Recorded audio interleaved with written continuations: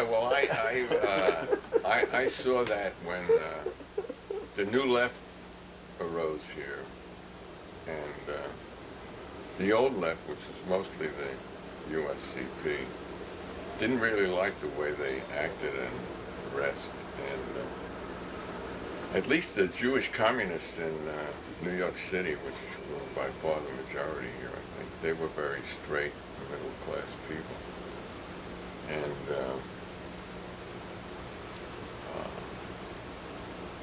that isn't what the young people at that time were looking forward to.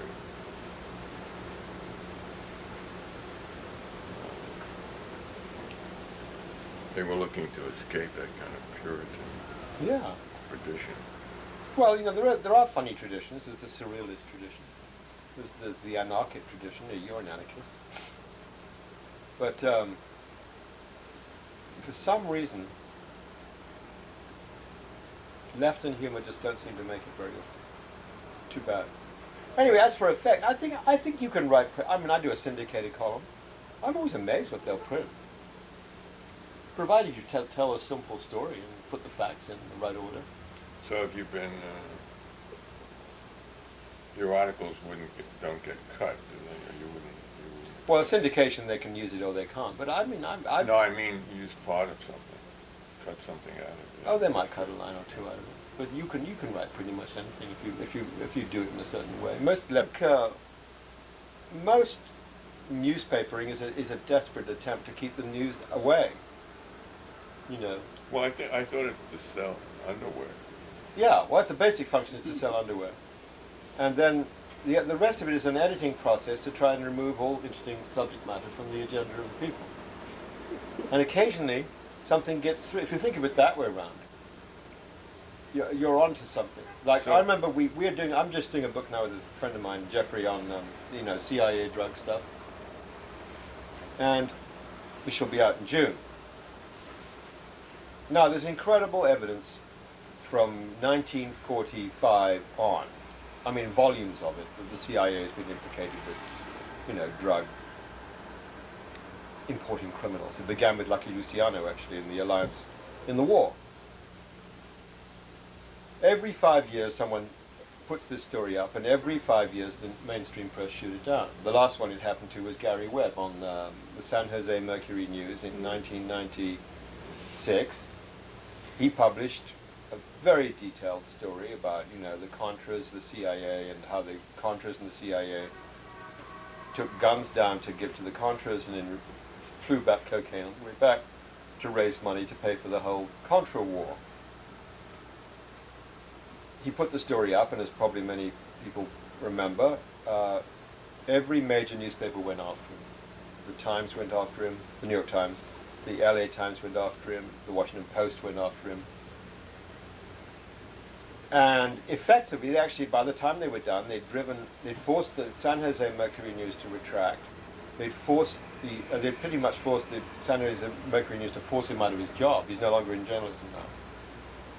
Yet everything he said was absolutely incontrovertible, based on documents. It was the first time a major story, and this is, I think, why they freaked out, the powers that be, that all the documentation was on the web. I'm not a web guy, but you could read his story, and you could actually see, he'd say, according to a grand jury testimony, which he had, there it was. According to this document, there it was, and people could get it. And I think that it was a search and destroy operation because the story was edging into view in a way that was very discomforting and worrying to them. So then the web is, you better get into this, liable to have some kind of important effect on journalism and spreading information. Yeah, it's a mixed bag, I think.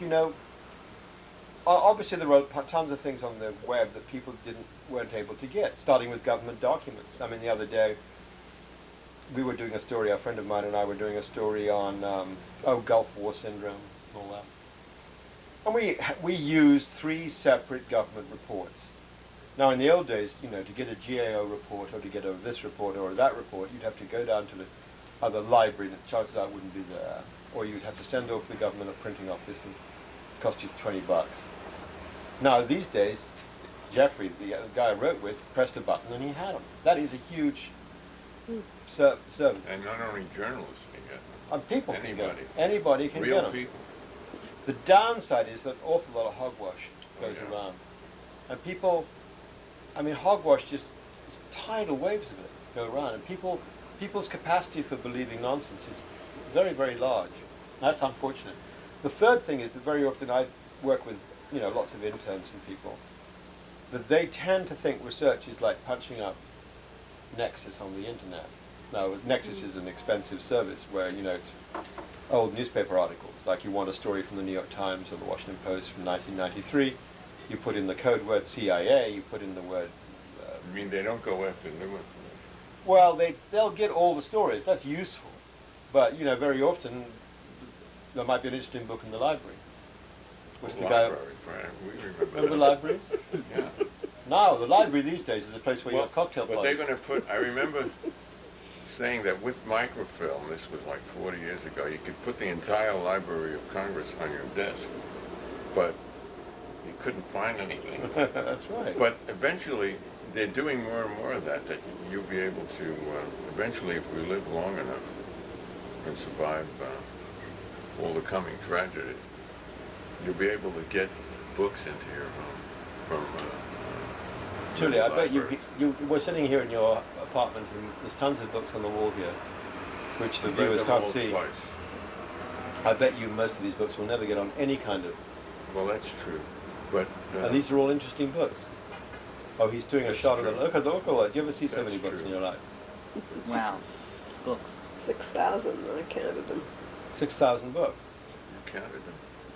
You're not supposed to. That's too deep. So on this theory that newspapers are basically devices to stop people understanding the news.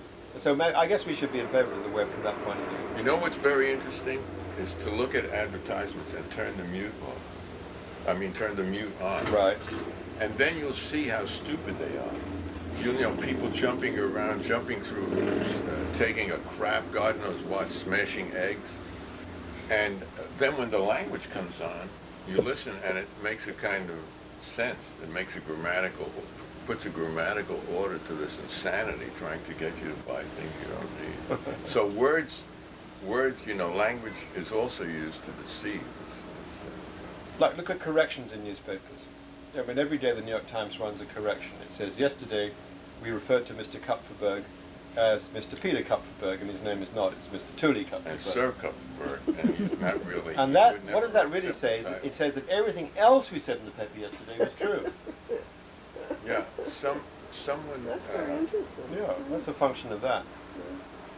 Never thought of that. I have a collection of journalistic papers, and one journalist, or maybe even a judge, says everyone knows that papers lie all the time and don't tell the truth. Anyone who's ever been involved in a story that's reported can tell you this instantly.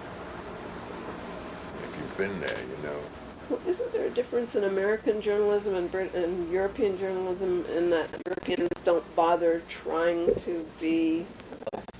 Tuli's interview with Alexandra Cockburn, with additional comments by myself, Norman Savitt, and Sylvia Top. Hope you enjoy it. And who's the guy in your hand? Eating out of his hand. This is Archie. He's the Hockey, the star of our show. he's the revolting news mascot. No, we're his mascot. Hopefully.